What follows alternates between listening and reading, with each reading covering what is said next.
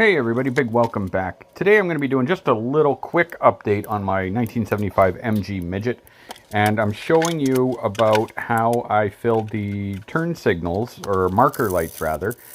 Basically, this particular year had these big marker lights on the side, and I prefer the look of the older models, I think it was, that basically had smooth sides. So I think these were part of maybe the US transportation division thing or whatever, where they made them put the rubber bumpers on.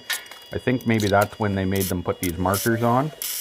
Anyway, you can see what I did there. I just traced out a bit of the circle using a Sharpie and some steel, cut the steel, then give it a weld in place, and I also used a little weld there to fill the couple of other screw holes, and then basically grind it down below surface. Anyway, you got to take it down below the surrounding metal, so we could use a bit of filler.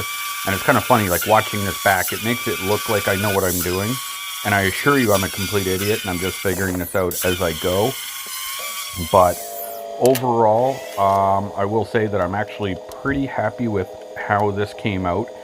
And on our next clip, I'm going to show you the priming. Unfortunately, I didn't film the priming because I was in a bit of a rush. I mixed the primer and then dinner was ready, and so I quickly blasted the primer on, whatever, and didn't bother filming.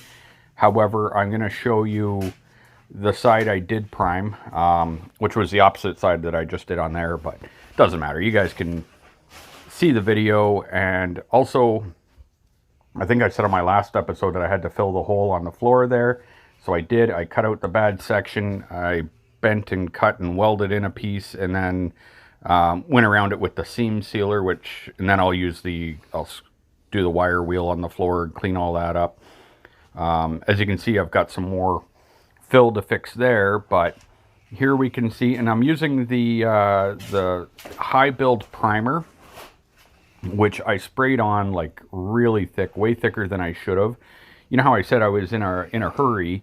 Basically, I mixed up like a really small amount, but as it turns out, that small amount goes a lot further than I thought it would. So I had no other parts of the car ready to spray, like wiped and prepped, so it went on way too thick. Here I was looking at this, it looks like a real pain in the ass to get the dash off, but I'm gonna guess I have to, because I got to change the coolant sensor anyway. Still got to smooth all this out. So the idea, I think, though, is I'm going to focus more on the back end so I can push this car back up against the garage once I have the back end done, and that gives me more room to work on the smaller bits up at the front. And here I was quite disappointed. I was thinking that I was going to replace this piece, but once I priced it out, just for this little piece that fits on the front, with tax, I think it was going to work out to like over $300. And I was like, that's a lot of money for this one little piece of metal.